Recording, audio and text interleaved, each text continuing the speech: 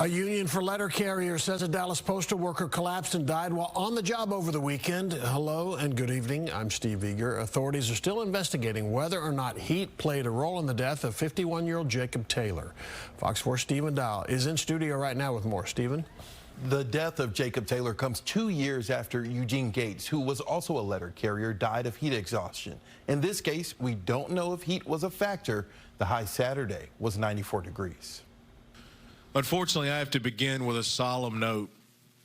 On Saturday, June 21st, Jacob Taylor, a letter carrier in Dallas, Texas, died while doing his job.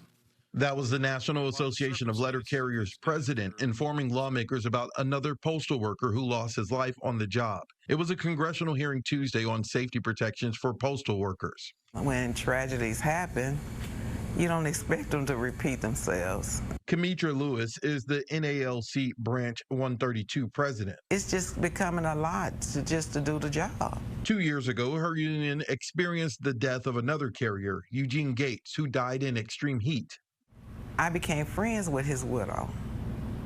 And when I got the news on Saturday about JT, my heart went out to her. In reference to Taylor's death, the post office sent a short statement saying the incident remains under investigation and they don't have any comment at this time. An autopsy was done this week, but it's too early to tell the cause of death. And hoping that it was not heat-related, because it would put another scare upon the letter carriers. Following the death of Eugene Gates, USPS was fined by OSHA for failing to protect him from extreme heat. Lewis says that case is being appealed and is tied up in court.